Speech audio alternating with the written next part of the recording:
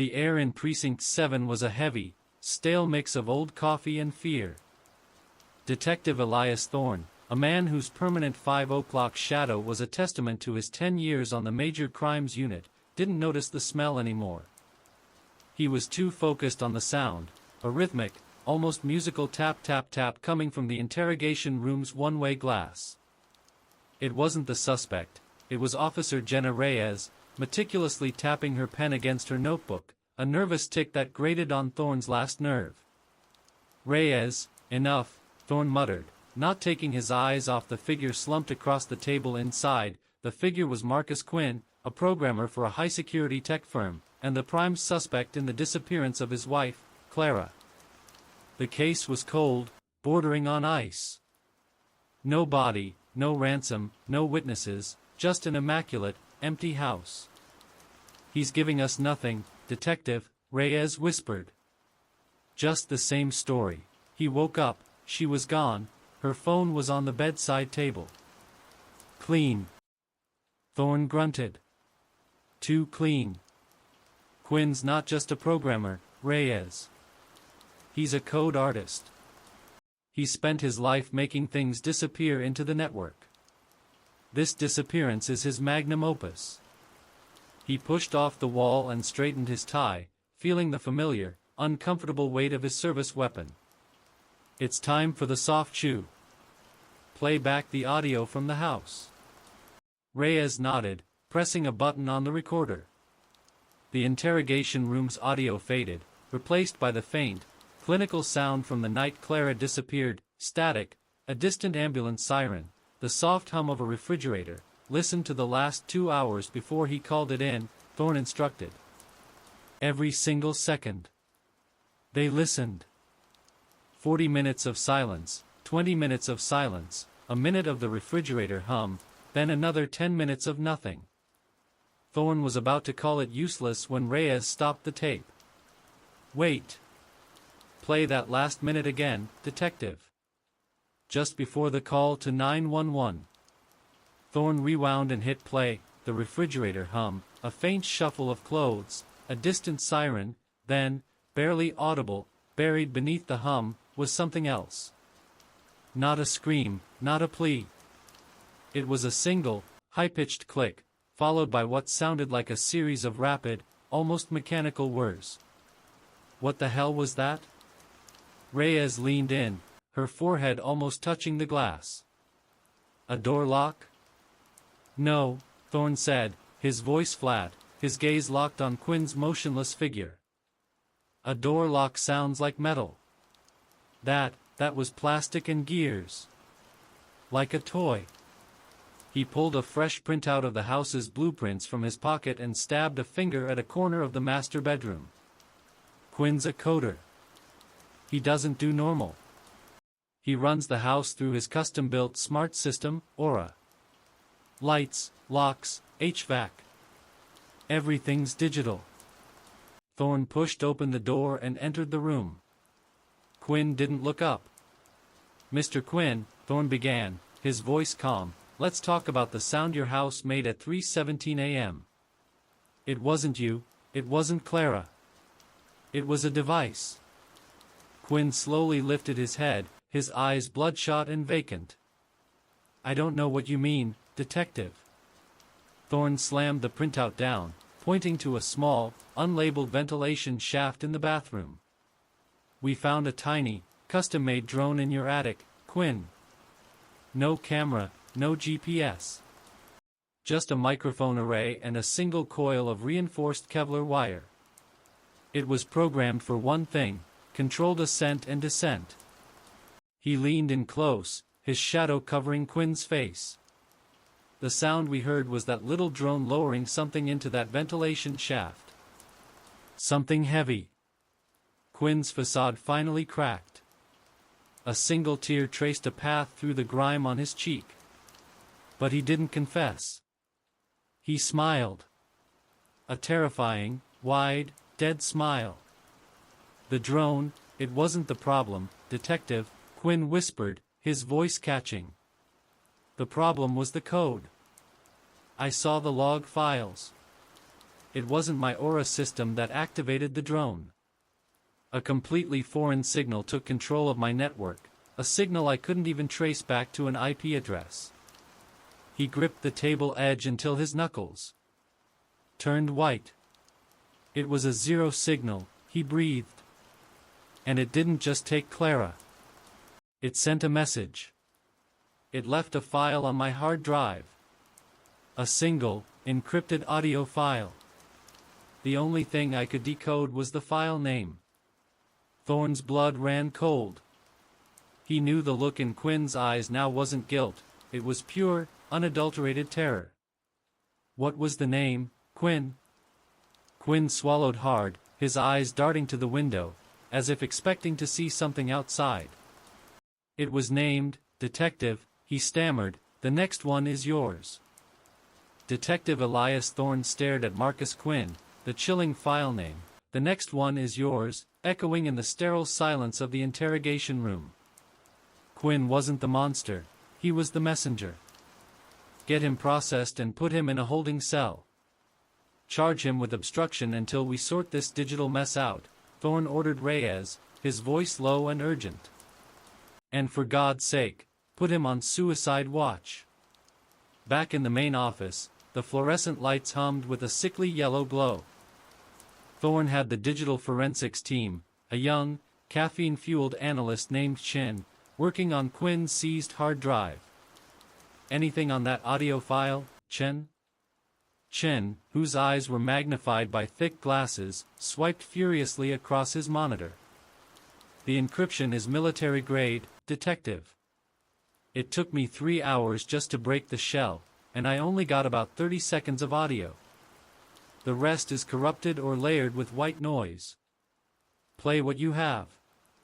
Chen clicked a button. The sound that filled the small forensics lab was unlike anything Thorne had ever heard on a case. It wasn't a scream, nor a threat. It was a melody. A haunting, distorted lullaby, played on what sounded like an old, out-of-tune music box. But embedded within the tune was a distinct, repeating pattern of static bursts. Click-whirr, click, click-whirr. That's the same rhythm we heard on the house audio, Detective, Reyes noted, shivering slightly. Exactly, Thorne confirmed. It's a signature. What about the source? The zero signal? Chen sighed, running a hand through his perpetually messy hair. That's the horror story, Detective. It didn't originate from the internet. It was a broadcast. A narrow, high-frequency radio burst, designed to hit the specific antenna on Quinn's house, control his smart system, and then disappear. A radio broadcast? From where? That's the second horror story, Chen mumbled, pulling up a map of the city overlaid with complex signal triangulation data. The signal didn't come from a tower. It came from a moving source. And every time the signal pulsed, every time it transmitted one of those musical clicks, the location jumped. It traversed 300 city blocks in under 60 seconds. Thorne gripped the back of a chair. Impossible.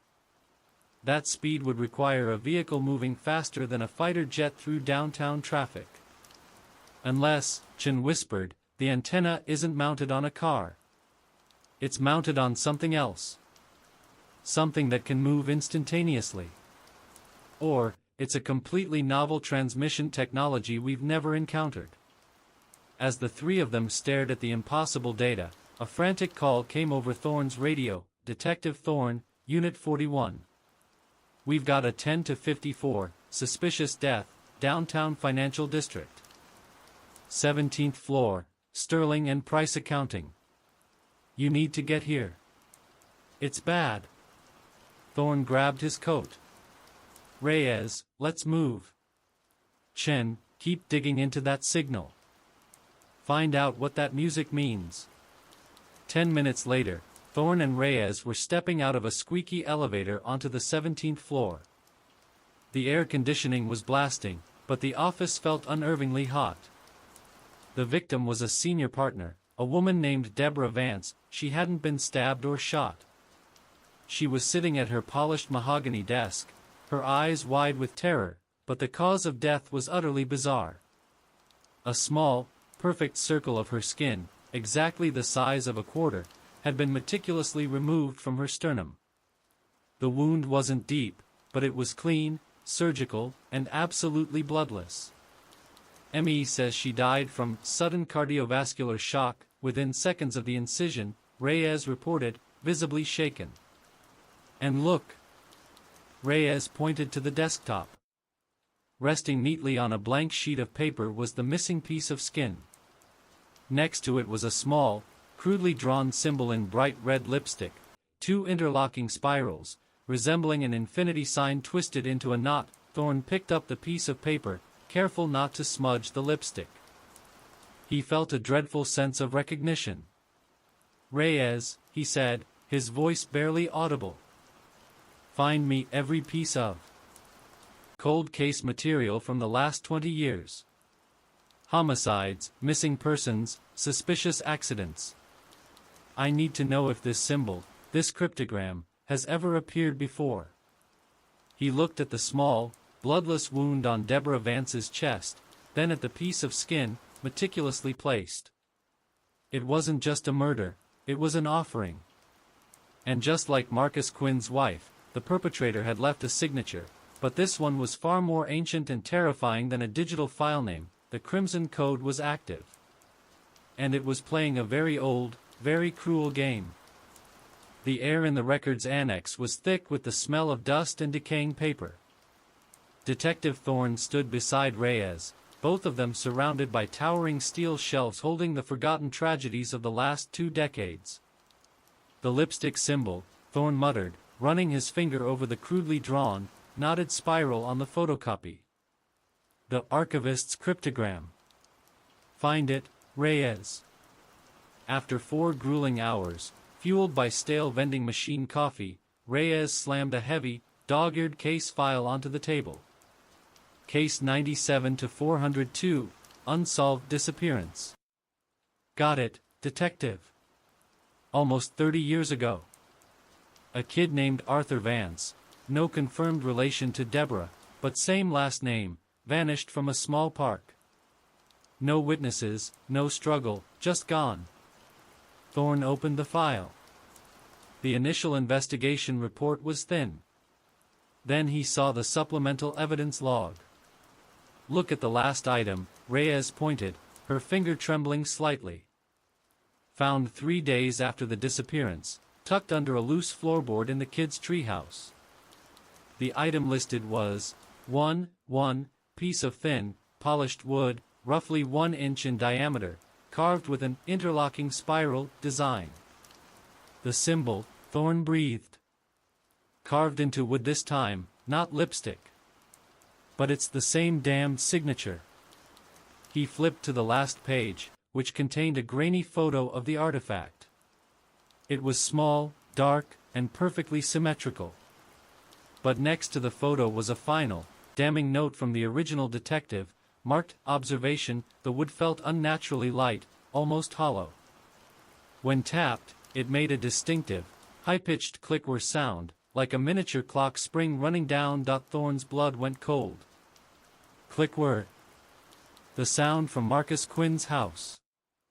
The repeating static embedded in the encrypted lullaby. The zero signal wasn't random, Reyes, Thorne deduced, slamming the file shut. "It's been here before. 30 years ago. It's a mechanism. It leaves a calling card, then it takes someone. And the calling card makes that specific sound." Before Reyes could respond, Thorne's phone buzzed, a text from Chen, the forensics analyst. "Come to the lab. Now." "I've found a pulse." Thorne and Reyes raced back to the lab. Chen looked utterly terrified, pale and sweating beneath the harsh lights. He had a different image on his screen now, a spectral analysis of the lullaby audio file. "I used a frequency isolation filter, Detective," Chen stammered, pointing to the screen. "I was trying to clean up the music, but I found something inside the music. It's an ultra-low frequency pulse, a resonance wave, layered beneath the notes. He played the cleaned-up audio. The music box melody was clearer, more heartbreakingly innocent. But beneath it, a low, tectonic vibration started to throb. "That's a resonant frequency, Detective," Chen explained, his voice shaking. "I ran it through our city planning database. This specific frequency, it causes a minor, undetectable structural resonance in only one type of infrastructure in the whole city, the decommissioned pneumatic tube system beneath the old financial district." Thorne stared at the map. The pneumatic tubes were miles of forgotten tunnels, used decades ago to rush documents between banks. A hidden network, perfect for silent travel. "And where does this resonant pulse peak?" Thorne demanded. Chen zoomed in on the map. A small, red dot glowed right beneath the Sterling and Price accounting building, the site of Deborah Vance's murder. "It peaked precisely 3 hours ago, Detective," Chen stated, pointing to the data log. "And now, it's moving. It's traveling south along the abandoned tube line, heading towards an old, sealed-off subway platform near the docks. And it's radiating a low, controlled burst of that zero signal every 5 minutes. It's going to hit again," Thorne realized. "It's not just a signal. It's a mobile platform, using the city's veins to move undetected." Thorne grabbed his vest and weapon. "Reyes, call SWAT. Tell them we have a highly mobile target operating beneath the city, possibly carrying explosives or unconventional weaponry. Tell them to converge on the abandoned platform entrance at Pier 9. "What about us, Detective?" Reyes asked, already reaching for her sidearm. Thorne looked at the ghostly path the resonance wave was taking, the music box lullaby still echoing faintly in the room. "We don't have time to wait for SWAT," Thorne said grimly. "That pulse is accelerating. It knows we're listening. We're taking the nearest access point. The Sterling and Price basement. We're going underground, Reyes. We're going to catch this zero signal before it claims its next victim." Thorne and Reyes descended into the maintenance basement of the Sterling and Price building. The air was colder, smelling of ozone and mildew. They found the access point behind a stack of forgotten servers, a rusted, circular hatch secured with heavy bolts. "No time for a warrant," Thorne grunted, kicking the hatch repeatedly until the old metal groaned and twisted. "Reyes, keep your sidearm ready. We have no idea what's down here." They finally pried the hatch open. Below, a dark, vertical shaft dropped into the subterranean network. Thorne pulled a tactical flashlight from his utility belt, its beam cutting through the darkness to reveal a small, corroded ladder. They climbed down 20 feet into a narrow, arched tunnel. It was just wide enough for one person to stand comfortably, lined with thick, dusty pipes, the decommissioned pneumatic tubes. The silence was oppressive, broken only by their own heavy breathing. "Chen said this place vibrates," Reyes whispered, her voice echoing unervingly. Thorne held up his hand. "Listen." He could feel it now, a subtle, low-frequency tremor through the soles of his boots. It wasn't the sound of an approaching subway, it was a rhythmic, mechanical thrumming, like a gigantic, distant heart beating. "We follow the thrum," Thorne stated, moving quickly along the tunnel. "It's the Zero Signal's engine." After 20 minutes of trudging through ankle-deep silt, they entered a wider maintenance chamber. In the center, attached to a thick main tube, was a device. It looked like a cross between a sophisticated radio antenna and a bomb. The device was humming, its small LED screen displaying a countdown, 3 minutes and 12 seconds. "It's not a bomb, Reyes," Thorne realized, his breath catching. "It's a broadcast relay. It's transmitting the zero signal." Suddenly, the eerie music box lullaby began to pipe through a small, almost invisible speaker mounted on the relay. It was louder here, clearer. And the signature click-whirr sound was now accompanied by a female voice, synthesized and perfectly monotone, speaking a string of seemingly random words. 9, 7, 0. Crimson. Code 7, 0. Reyes raised her gun towards the device. We need to disable it. No. Look at the countdown. Thorne shouted. If we interrupt the signal now, we lose the source. The signal is being pulled towards the target. Let it broadcast, but we need to find what it's attached to. Thorne shone his light further down the tunnel. The main tube, thick as a human torso, was severed. And in the opening, something was clearly visible. It was a capsule, not one of the small metallic containers used for documents, but a custom-built, black, segmented pod, roughly the size of a coffin. It was moving. Slowly, silently, and smoothly, pulled along the tube by an internal mechanism. The drone wasn't for murder, Reyes, Thorne gasped. It was for extraction. This is where Clara Quinn is. And possibly Arthur Vance. As the capsule slid into the next section of the pipe, Reyes noticed something horrific taped to the outside of the pod, fluttering faintly in the draft created by its movement, a small, delicate toy. An antique, wind-up ballerina with a damaged, painted face. Detective, look! Reyes cried, pointing. The toy. It's playing the music. As if in response, the countdown on the relay hit 15 seconds. The synthetic voice spoke its final message, colder and clearer than before. The code is complete. Accessing the vessel. The humming capsule suddenly accelerated violently, shooting down the pneumatic tube at terrifying speed, the thrumming resonance becoming a high-pitched, painful shriek. The broadcast relay went silent, its screen blinking back to black. Thorne didn't hesitate.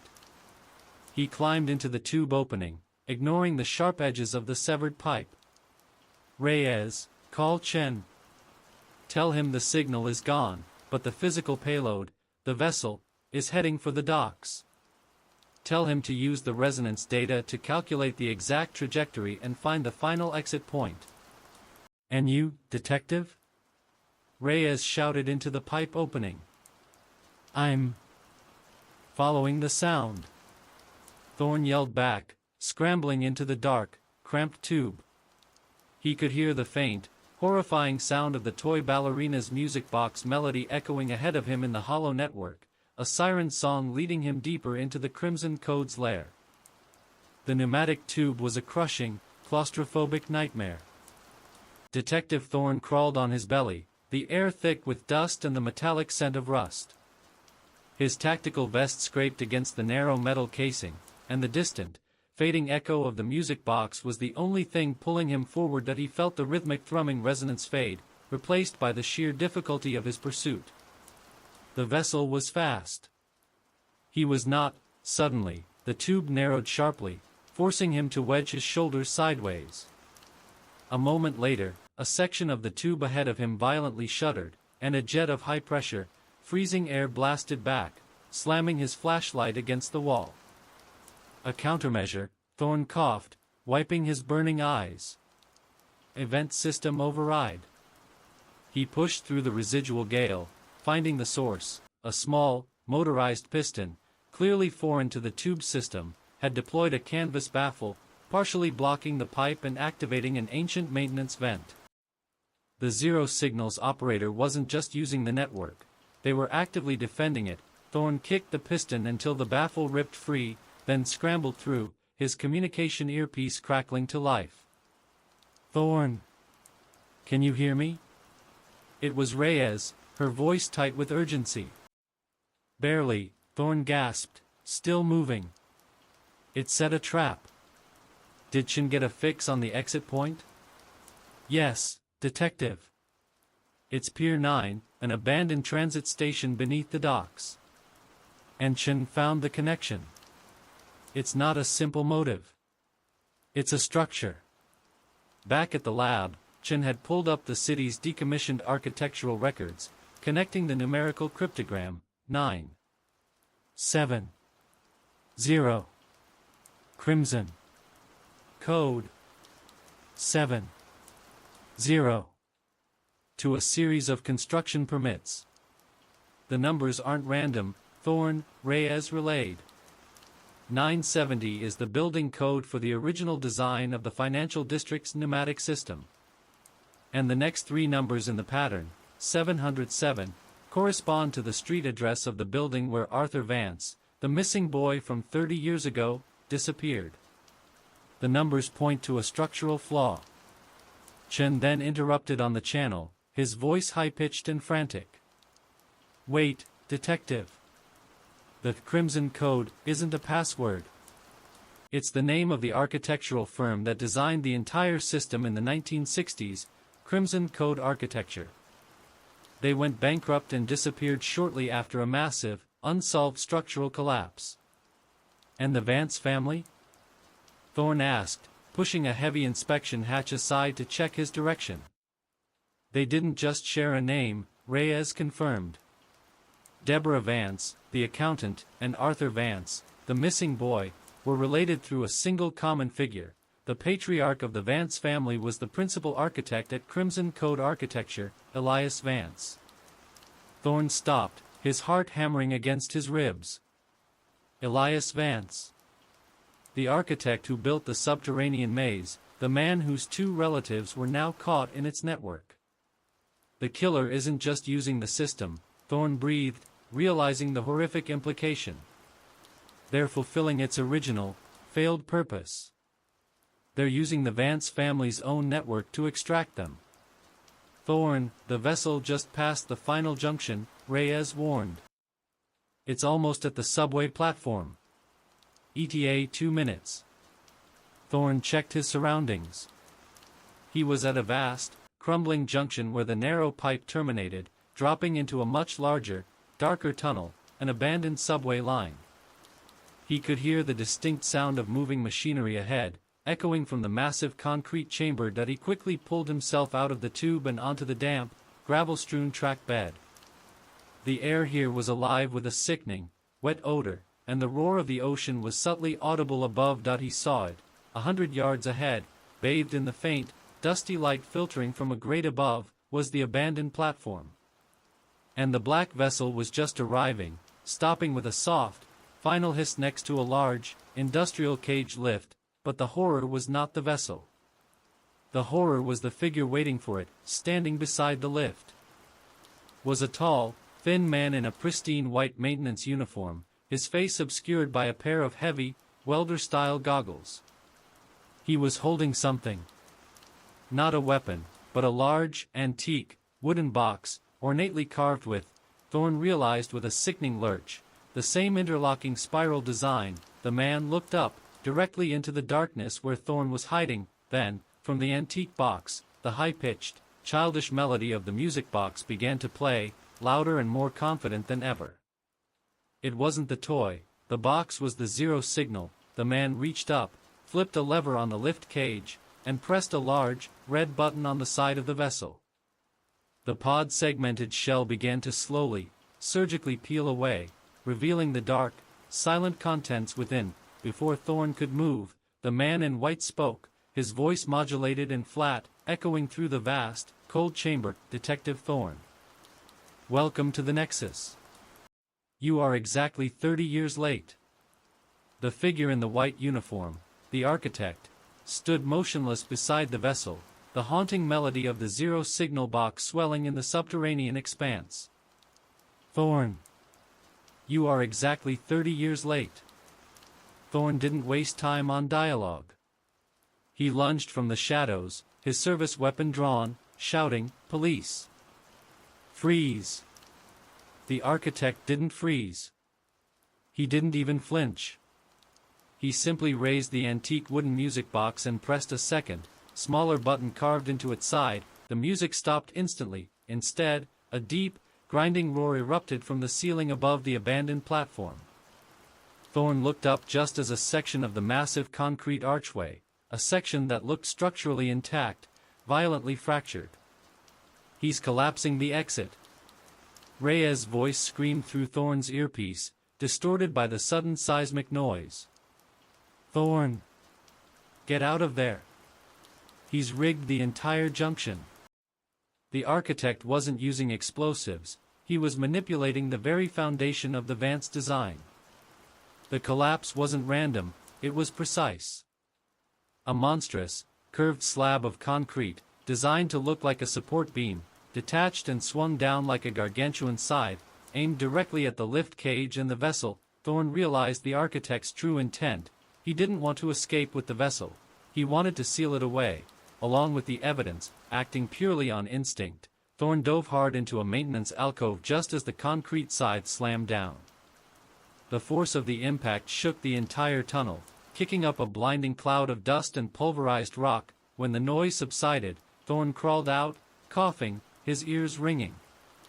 He saw the result.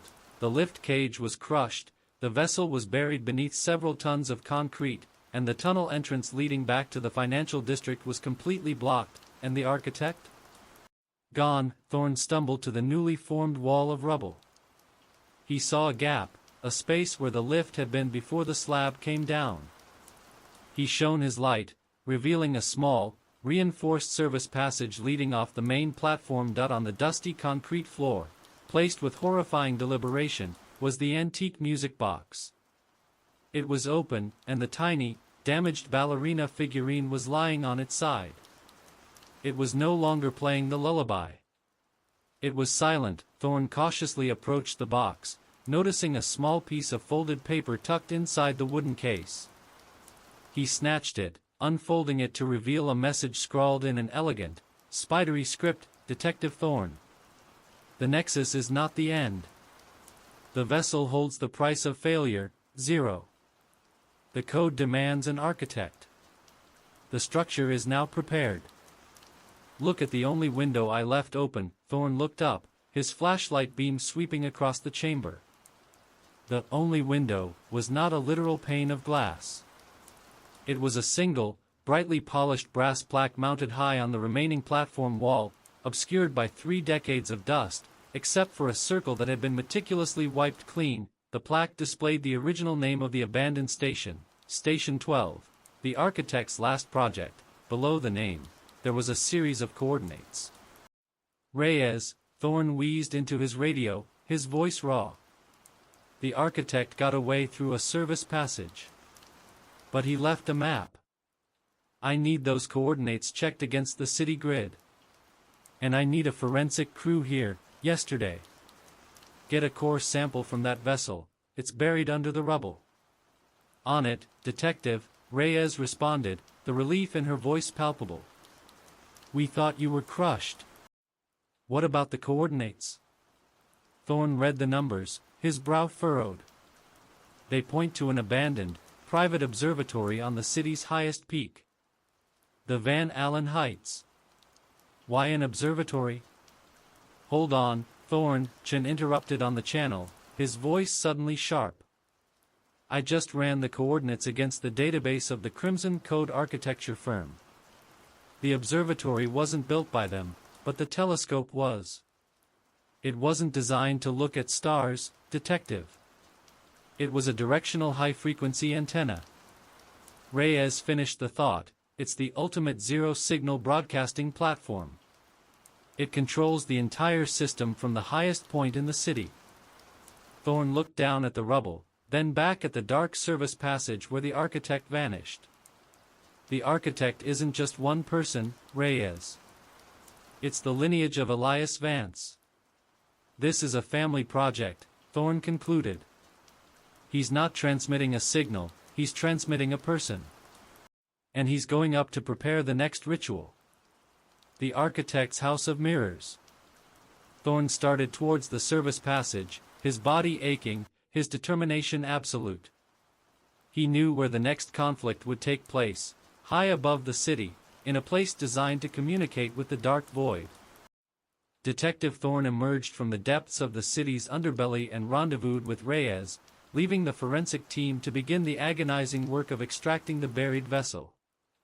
They immediately headed for Van Allen Heights, the highest, loneliest peak overlooking the sprawling metropolis. The observatory was a stark, brutalist structure, all cold concrete and sharp angles, built to withstand high winds. Inside, the cavernous central dome housed the giant, segmented parabolic dish that Chen had identified as the directional antenna. "It's a perfect setup," Reyes whispered, her hand instinctively checking her weapon. "Nobody would see the signal leaving here." Thorne examined the control console. It wasn't modern. It was a patchwork of analog dials, vacuum tubes, and thick, antique wiring. Yet, it was humming, vibrating with a low, electric energy. "He's been here," Thorne stated, pointing to a small, fresh indentation in the dust on the console. "The music box." He plugged it in. They followed the thick cables from the antenna dish to a bolted steel door labeled reserve power. Thorne kicked it open, and they descended a narrow, circular staircase into the earth beneath the observatory. The air below was hot and dry, smelling of copper and ozone. The staircase opened into a vast, circular subterranean laboratory. This was not a basement, it was a highly organized, clandestine facility. "My God," Reyes breathed, surveying the room. The walls were lined with white boards covered in highly complex equations, not standard physics, but a bizarre fusion of architecture, resonant frequency math, and astronomical data. At the center of the room, under a harsh spotlight, was a sterile, circular steel table, and on the table, laid out like surgical instruments, were dozens of small, polished wooden carvings. Each one was an interlocking spiral, the archivist's cryptogram, and each one, when Thorne tapped it lightly, emitted the faint, distinct click-whirr sound of a clock spring winding down. "The calling cards," Thorne murmured, realizing the horror. "Every single one represents a victim, a disappearance. This isn't just about the Vance family. This is decades of work." Reyes walked to the far end of the lab, stopping abruptly in front of a massive, sealed glass chamber that resembled a high-tech sensory deprivation tank. Inside, the walls were covered in acoustic dampening foam. "Detective, look at this," she called out, her voice strained. A complex series of wires ran from the tank to a small, flickering monitor nearby. The monitor was displaying a single, continuous waveform, a flat line, occasionally punctuated by a single, high-frequency spike. "It's monitoring something inside," Thorne said, approaching the glass. Taped to the outside of the chamber was a handwritten note. Subject, Arthur Vance. Condition, code dormant. "Arthur Vance," Reyes whispered. "The boy who disappeared 30 years ago. He's in there." Thorne pressed his face against the cool glass, shining his light into the dark chamber. He saw a shape, a human figure, curled into a fetal position in the center of the room. He was silent, unnervingly still, his skin pale, wearing only a thin hospital gown. But he was alive. Just as Thorne was about to try and open the chamber, the main console in the lab flared to life. The humming intensified, and a robotic, synthesized voice filled the room, the voice from the Zero Signal broadcast, accessing Protocol 9-7-0-7-0-7. Nexus established. Code transfer initiated. On the central steel table, one of the wooden cryptograms began to glow with a faint, crimson light. The glowing cryptogram was linked by a thick cable to the wall of the glass chamber. "The architect isn't keeping him here, Reyes," Thorne realized with dawning horror. "He's transmitting him. He's turning him into data, a signal." The waveform on the monitor suddenly began to spike violently, and the curled figure of Arthur Vance inside the chamber started to convulse, a thin, almost invisible shimmer passing over his skin. "We have to stop the transfer," Thorne yelled, grabbing a fire extinguisher and aiming it at the glowing cryptogram. Before he could act, a video screen mounted above the sensory tank flickered on. The architect's face filled the screen. The goggles were gone, revealing the eyes of a man who was shockingly familiar, Elias Vance, the retired patriarch. But his eyes were wide, maniacal, and ringed with dark exhaustion. "Don't interrupt the process, Detective," Elias Vance whispered, his voice resonating through the lab. "Arthur is a receiver. He needs to be purified. The Crimson Code is not a structure, it is a signal reversion protocol. I am extracting the noise, the humanity, and making him ready for the transmission. Thorne stared at the screen. Ready for what, Vance? Who are you transmitting him to? Elias Vance smiled, a slow, terrible dilation of his features. He reached out and touched a massive dial on his console, and the directional antenna above them began to slowly turn, pointing not towards a city, but straight up, towards the black emptiness of space. To the original architect, Detective, Vance confessed, his voice dripping with zealotry. The entity who gave me the true code, the one who craves the zero. The human form is noise. The vessel carries the pure silence. I am sending them home. The light from the cryptogram intensified, and Arthur Vance's convulsions peaked. Thorne watched in helpless terror as the figure inside the tank suddenly went completely, unnervingly still. The high-frequency waveform on the monitor flatlined completely, replaced by a single, perfectly straight line. Arthur Vance was gone. But not dead. He was zero. The flat line on the monitor, marking the digital erasure of Arthur Vance, was a sickening confirmation of the zero signal's terrifying capability. Thorne reacted instantly, discarding the fire extinguisher and raising his weapon toward the video screen showing Elias Vance's ecstatic, deranged face. Vance, stop the system now. Where are you? Thorne roared. It is already done, Detective, Elias Vance replied, his voice calm, the manic fervor replaced by a serene, chilling sense of accomplishment. Arthur is home. And I am where I should be, completing my final duty. The connection suddenly cut out, leaving the laboratory in a thick, oppressive silence, broken only by the continuous, low thrumming of the high-frequency antenna above. Reyes, check the perimeter. Thorne commanded. He can't have gone far. Chen, track that last transmission. Thorne moved to the control console, desperately looking for an override. He found no immediate way to shut down the main antenna. Instead, his eye caught a small, antique audio cassette recorder tucked behind the modern wires that he ejected the tape. It was labeled in the same elegant script, My Testament. As Reyes radioed back, Thorne, no sign of Vance outside. He hasn't used the main elevator or stairwell. Thorne inserted the cassette into a lab recorder and pressed play. Elias Vance's voice, raw and unmodulated this time, filled the lab. They call me the architect. But I only built the channel. The collapse of the 1960s was not an accident. It was a failure of the initial receiving antenna. The entity, the original architect, it needed a directional line of sight. It needed the Van Allen heights. Thorne gripped the edge of the console, listening intently. The code is simple, Detective. It is the language of silence. The entity only communicates through the zero signal, a high-frequency band that suppresses all organic noise. It craves purity. My relatives were noise. Arthur Vance, Clara Quinn, they were chosen because they had access to the structure, the nexus. But they are merely vessels. The voice paused, then dropped to a haunting whisper. The architect only needs one thing, a continuous, pure data stream for the entity to maintain its physical presence on Earth. The entity is not a signal. It is a parasite, and it resides in the place of most profound architectural weakness. Suddenly, the recording volume swelled. Thorne, the vessel is not the one who vanished. The vessel is the place where the transmission occurs. The zero signal is broadcasting from here, but the entity needs a permanent, grounded channel. It needs the first true collapse. It needs the foundation of the first failure.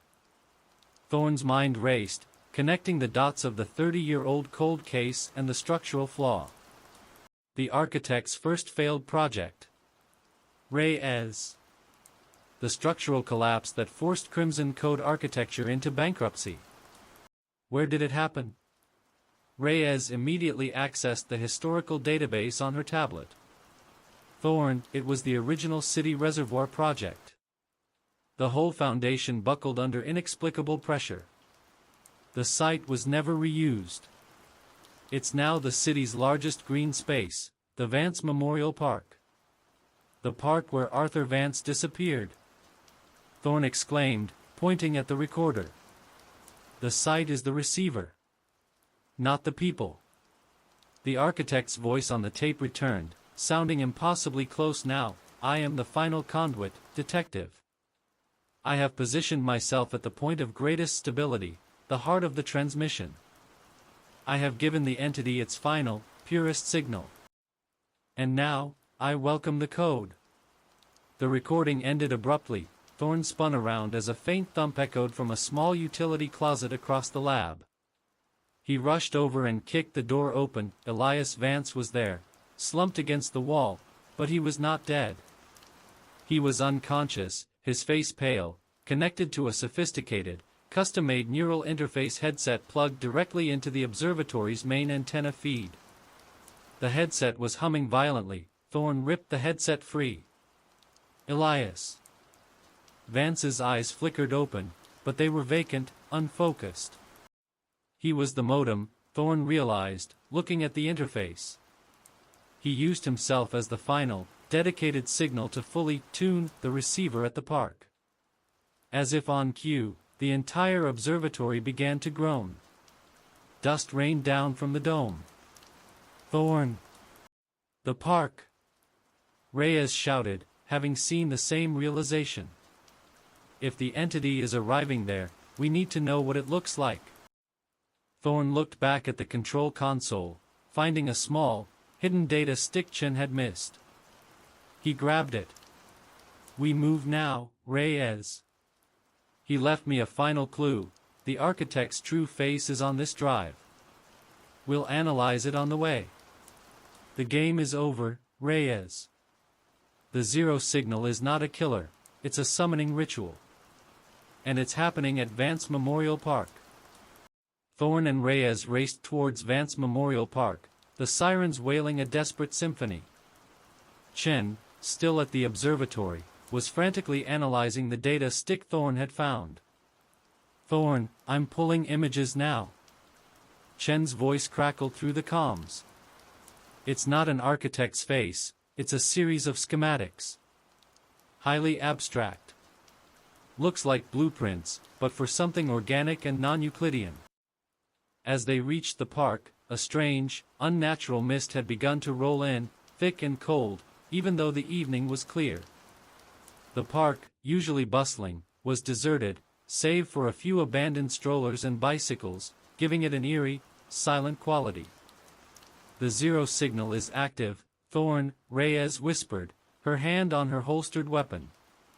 I can feel a hum in the air. A low vibration, like a tuning fork.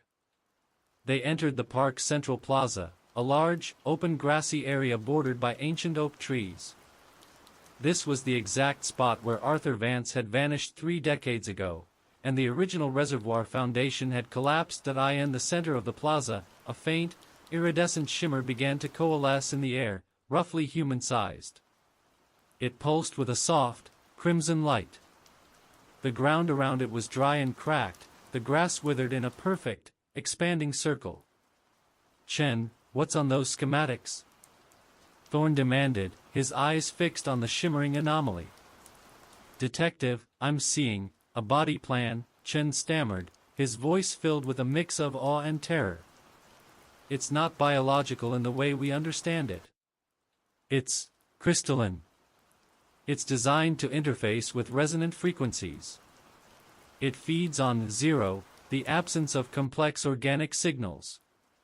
The shimmering light intensified, and Thorne could now discern a vague, humanoid form within it. It was incredibly thin, elongated, and seemed to bend light around itself, making it hard to focus on. It wasn't quite there, not fully solid, like a mirage. It's consolidating, Reyes breathed, her flashlight beam doing little to penetrate the strange light. It's building itself here. Suddenly, the ethereal form began to emit a sound. Not a voice, not a roar, but a high-pitched, almost painful frequency, the true, unfiltered zero signal. It caused a nauseating pressure in Thorne's ears, and his vision blurred. He felt an overwhelming urge to simply lie down and cease to exist. "This is the original architect, Thorne," Chen's voice crackled through the interference, barely audible. "It's a resonance entity. It needs zero to manifest. The flatline, the absence of human consciousness, that's what it craves." Thorne fought through the oppressive wave of silence. He remembered Elias Vance's words, "The human form is noise. The vessel carries the pure silence." Arthur Vance and Clara Quinn, rendered zero, were being used as fuel, as building blocks for this entity. As the zero signal intensified, the ground around the shimmering entity began to crack deeper, forming a complex, spiderweb pattern. The very earth was being reshaped by its presence. Then, from the outer edges of the park, Thorne heard it, a faint, rhythmic tap-tap-tap. It was the sound of a small, antique music box, playing the distorted lullaby. But it wasn't coming from the entity. It was coming from the shadows of the ancient oak trees. A figure emerged from the mist, holding the antique music box. It was Marcus Quinn, the programmer, somehow escaped from custody, his eyes wide and vacant, a thin stream of blood running from his nose where the zero signal's frequency was clearly affecting him. He was walking directly towards the shimmering entity, drawn by the zero signal like a moth to a flame. "Quinn, no!" Thorne yelled, raising his weapon. "Don't go near it." But Quinn didn't hear him. He was completely under the influence of the zero signal, a human conduit, a willing sacrifice. As he got closer to the entity, the music box in his hand began to glow with the same crimson light that had consumed Arthur Vance. "He's becoming a zero signal detective," Chen screamed through the comms. "He's feeding it. The music box is acting as an amplifier. It's accelerating the manifestation." Thorne fired a warning shot into the air, but Quinn didn't flinch. He walked into the shimmering light, the music box still playing, the lullaby growing louder and more distorted. As Quinn stepped into the entity, the form solidified with a horrifying, sickening crunch. The shimmering light condensed, revealing something that defied human description. It was a being of pure, fractal geometry, its limbs impossibly long and thin, its head a series of interlocking spirals, perfectly reflecting the archivist's cryptogram. It had no face, only the cold, hard gleam of obsidian and polished metal, and now, it was fully present. The zero signal entity raised a crystalline arm, and a wave of pure silence emanated from it, slamming into Thorne and Reyes, pushing them back with an invisible force. The zero signal was no longer just a frequency, it was a physical presence, radiating pure absence. "It's here," Thorne gasped, picking himself up, his bones aching. "The original architect has arrived." The original architect, a towering, crystalline structure of silent, fractal geometry, stood fully manifested in the center of Vance Memorial Park. The figure of Marcus Quinn had dissolved into the entity's base, now only a faint, pulsing crimson core. The wave of zero signal that hit Detective Thorne and Reyes was not physical force, but an oppressive mental void. It wasn't the absence of sound, it was the absence of thought, emotion, and will. It was the crushing purity the entity craved. Thorne hit the ground, his ears screaming from the internal pressure, his mind struggling to form a coherent command. "Zero is the absence of complex organic signals." Chen's analysis flashed through his pain-racked mind. "The human form is noise," Elias Vance had confessed. Thorne realized the terrifying truth. Their bullets, their training, their physical presence, it was all noise the entity could easily filter and suppress. To fight the zero signal, they had to fight silence with chaos. He fought the urge to succumb to the mental flatness, scrambling to his knees. Reyes was a few feet away, clutching her head, but still conscious. "Reyes!" The code! Thorne yelled, his voice sounding thin and distorted. It can't handle noise. We have to broadcast everything. He fumbled with his police radio, switching the channel from their private line to the main citywide emergency dispatch frequency, the most complex, chaotic, and continuous stream of human noise available. He jammed the transmit button. The park was instantly filled, not with the zero signal's oppressive silence, but with a cacophony of frantic voices, officers reporting accidents, fire department updates, dispatchers barking orders, the frantic static of a dozen separate, overlapping emergencies. Crash. Burn. Help. Stop. Fire. 10 to 13. 10-13. The effect on the crystalline entity was immediate and catastrophic. The original architect emitted a high-pitched, grinding shriek, a sound of profound digital pain. The fractal geometry of its structure began to violently stutter and blur, like a transmission struggling to maintain integrity. The crimson core where Quinn had been pulsed erratically, the entity's elongated arm, which had been raised to strike, snapped back towards its own core, attempting to shield itself from the flood of human interference. It's overloading its receiver. Thorne shouted to Reyes, pulling her to her feet. It was only tuned for the purified, zero, signals. The complexity is tearing it apart. Thorne grabbed Reyes' radio as well and placed both devices on a large, flat slab of rock near the entity, ensuring maximum volume and maximum signal overlap. We need a beacon.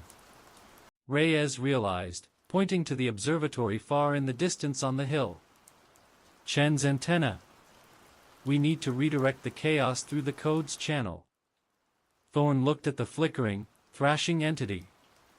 It was recovering, the painful shriek fading back into the deadly quiet of the zero signal.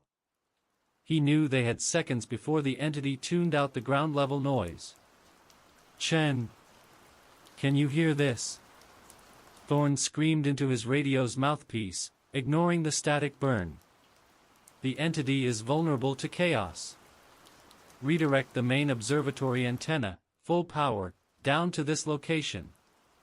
Broadcast every signal you can find, police, fire, civilian radio, weather frequencies. Turn the architect's dish into a noise cannon. Back at the observatory, Chen didn't hesitate. He bypassed all safety protocols, furiously throwing switches on the antique console, channeling every available digital and analog frequency through the massive, high-powered dish. A new sound descended upon the park, a sound that pierced the zero signal. It wasn't just city chatter, it was a focused, directional torrent of sound, light, and frequency. The sound of 10,000 different people, problems, and data streams, all funneled into a single, devastating beam of pure noise. The original architect was hit with the full force of its own weapon turned against it. The crystalline entity didn't just flicker, it fractured. Shards of its obsidian geometry broke away and dissipated into shimmering dust. The entity thrashed wildly, its geometry warping into impossible, unstable shapes. The ground around the entity, which had been dried and cracked by the zero signal, suddenly began to weep. Thick, black liquid oozed from the fissures, smelling of reservoir silt and decay. Thorne saw his chance. He pointed his flashlight beam into the entity's fractured core, looking for the crimson pulse that was once Marcus Quinn. He saw the faint, desperate outline of a woman's face, Clara Quinn, Marcus's missing wife, briefly materialize and scream, her silence finally broken by the noise. The vessels are still in there, Thorne! Reyes cried. We have to pull them out. But before they could move, the entity let out a final, tearing screech of pure frequency. The light from its core exploded outward, not as a blast, but as a violent reversion. The fractal form rapidly collapsed in on itself, reverting the massive entity back into a single, small point of crimson light that hovered inches above the ground, and then, it vanished. The park went silent. In its place, two figures materialized and collapsed onto the cracked earth, Clara Quinn and the decade's missing boy, Arthur Vance. They were pale, thin, and naked, but whole. Thorne rushed to them, but as he bent down, Reyes grabbed his shoulder and pointed. The small point of crimson light hadn't vanished completely. It had simply relocated. It was now affixed to Thorne's tactical vest, glowing faintly, humming with the familiar, terrifying resonance of the zero signal. The silence that fell over Vance Memorial Park was deeper and more absolute than before. Clara Quinn and Arthur Vance lay on the cracked earth, breathing shallowly, survivors of an ordeal that defied reality. Reyes stared at the faint crimson glow pulsing on Thorne's chest, where the last remnant of the original architect had attached itself to his tactical vest. "Thorne," Reyes whispered, raising her hand slowly. "Get that thing off you. Now." Thorne felt it, not a weight, but a profound cold seeping into his core. It wasn't just on the vest. He could feel the zero-point energy resonating within his ribs, synchronizing with his heartbeat. He was the new Nexus. "I can't," Thorne said, his voice flat, sounding eerily like the synthesized drone from the zero signal broadcast. He consciously tried to shout, to add noise, but the attempt felt distant, muted. "It's not stuck to the vest, Reyes. It's registering my vital signs." It chose the loudest, most chaotic signal in the area, me, and attached as a purification protocol. He recognized the horrifying efficiency of the zero signal. By using the chaotic noise to destroy its physical form, he had made himself the perfect vessel, a strong, high-signal target that, once purified, could sustain the entity's return. The crimson glow intensified, and a familiar, low thrumming began to emanate from Thorne's chest. The mental pressure returned, not as a crushing wave, but as a subtle, pervasive smoothing of his thoughts, eliminating the noise of worry, fear, and instinct. "Chen. Status report." Reyes screamed into her radio, desperate for a voice of sanity. Chen's response was immediate and panicked. "Detective Thorne. The observatory antenna is reading a massive high-frequency feedback loop. It's centering on your exact coordinates. And, wait, I'm reading the core code now." The entity's final directive wasn't disappear. It was reroute signal, home frequency. Reyes looked from Thorne's glowing chest to the park entrance, where the sound of approaching sirens, police, ambulance, and fire, began to swell. "Thorne, the city is about to flood this area with noise," Reyes argued urgently. "That's your chance. The chaos will push the signal out." "No, Reyes," Thorne stated, his eyes now unervingly clear, his voice devoid of emotion. "The entity learned from the chaos. It's not fighting the noise, it's using the noise to rapidly complete the purification cycle. The more signals, the faster I become zero. The sirens, the lights, the incoming chatter, it's all accelerating the process." He gently took Reyes' hand, his grip cold and unsettlingly firm. The final, purest signal the architect craved wasn't Arthur or Clara. It was the detective. The mind that solved the code. The mind with the most complex noise.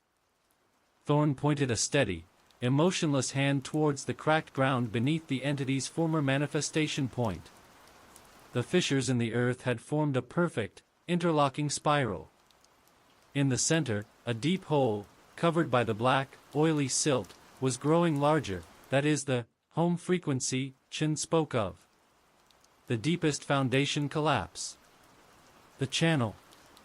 And I am the final broadcast." He knew what he had to do. The purification process was rapidly approaching its climax. He was fighting a losing battle against the mental void, his very essence being tuned into pure data. "Reyes. You have to create a void, not of sound, but of signal," Thorne instructed, his voice fading in and out of the unsettling synthetic tone. "I need you to cut the final connection. The last piece of the architecture." He pointed to a large, unmarked drainpipe, an ancient piece of the original reservoir, just 20 feet away. "That pipe runs directly into the old electrical conduit serving the park. It's the last remaining power line to the foundation. The architect used it to keep the receiver alive." Shut it down. Physically sever the line. Complete the collapse. As the first wave of police cars rounded the corner, their sirens blaring a fresh wave of chaotic noise, the crimson light on Thorne's chest flared violently. The mental pressure became unbearable, and Thorne felt the last flicker of his own personality receding. "Don't let the noise touch me, Reyes," Thorne managed, his voice now almost entirely the synthetic drone. "Save the city from the zero. Finish the code." With his last conscious, chaotic thought, Thorne pushed Reyes away from him, towards the drainpipe. He then turned and started walking, with the unwavering, mechanical gait of a man who was no longer himself, directly toward the deep, oil-slicked hole in the center of the crimson cryptogram. The new vessel was going home. Reyes watched in horror as Detective Thorne, his chest blazing with the crimson glow of the zero signal, walked with slow, deliberate precision toward the chasm in the center of the park. The synthetic drone in his voice echoed his final command: "Save the city from the zero. Finish the code." The sirens and the floodlights from the arriving police units pulsed against the pervasive, unnatural quiet of the park, accelerating the final purification. Thorne was mere feet from the dark hole, the home frequency. Reyes didn't hesitate. She couldn't save Thorne's mind, but she could save the city. She sprinted toward the drainpipe he had pointed to, the designated final failure point. She reached the pipe, wrenching the rusted grate aside. Inside, the conduit was filled with thick, insulated power cables, the last nerve of the original reservoir foundation. She pulled out her sidearm, knowing a bullet wasn't meant for cutting copper, but it was all she had. As she aimed at the cables, a frantic voice screamed through her earpiece, "Reyes! Wait! It's Elias Vance. He's regained consciousness at the observatory, and he's talking." Vance's voice, filtered through the comms, was hoarse but ecstatic. "The vessel is ready. The final frequency is pure. Detective Thorne has offered the ultimate silence. The code is complete. The architect returns." Reyes hesitated, her hands shaking. If she cut the power, Thorne's signal would be orphaned. The zero signal on his chest might dissipate, freeing him, or it might lash out, fully manifesting the entity using his body as the host. She looked up. Thorne was standing right at the edge of the pit, his eyes wide and vacant, the crimson light on his chest blinding. He was a second from stepping into the void. "Don't let the noise touch me, Reyes." Thorne's last human instruction was the key. He wasn't asking to be saved, he was asking for the system to be deactivated. Reyes pulled the trigger. The sound of the gunshot was a thin, sharp crack that was immediately overwhelmed by the surrounding sirens and police chatter. The bullet tore through the heavy insulation and severed the thickest power cable. The effect was instantaneous and profound. The ground around the deep chasm in the center of the park violently shuddered. The black, oily silt evaporated instantly, and the interlocking spiral fissures slammed shut with a sickening, grinding noise of concrete crushing concrete. The physical foundation of the home frequency was finally, irrevocably destroyed. At the observatory, Elias Vance's ecstatic ravings cut off abruptly as the emergency power failed, plunging the entire peak into darkness, and Detective Thorne, the crimson light on his chest exploded in a silent, bright flash. He didn't step forward, he simply went limp, his body slumping forward onto the newly sealed, cracked earth. The glow vanished. The thrumming resonance ceased. The zero signal was gone. Reyes rushed to Thorne, turning him onto his back. He was unconscious, pale, and soaked in sweat, but his heartbeat was erratic, weak, but human, full of the chaotic, beautiful noise of a man who had stared into the void and returned. The chaos of the arriving police force flooded the park. Medics swarmed Clara Quinn and Arthur Vance.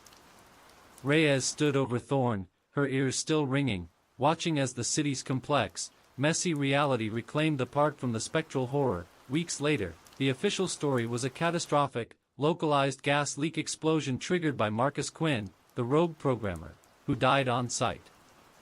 Elias Vance was committed to a maximum security mental facility, diagnosed with paranoid architectural fixation and extreme delusion. The existence of the original architect and the zero signal was sealed and classified under a dozen layers of non-disclosure agreements. Detective Elias Thorne woke up in a quiet hospital room. Reyes was sitting beside him. "You cut the power," Thorne whispered, his voice hoarse, but definitely his own.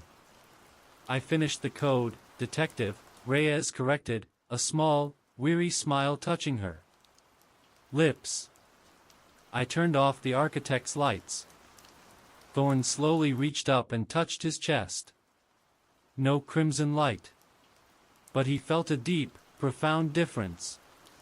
The background noise of his mind, the worries, the memories, the sharp edges of his personality, it was all still there. But now, he could hear the zero beneath it. The pure, cold silence that he knew the entity was not destroyed. It was simply dormant, its broadcast structure broken, waiting for a new architect to rebuild a channel. Reyes leaned closer, her voice dropping to a confidential whisper. "Forensics found something in your vest, Thorne. Where the signal was anchored." She placed a small object in his palm. It wasn't the music box. It was a minuscule, polished chip of black obsidian, cool to the touch. "It's not transmitting," Reyes said. "But Chen thinks it's listening. It's a key piece of the entity's architecture. We have to keep it a secret." Thorne closed his hand.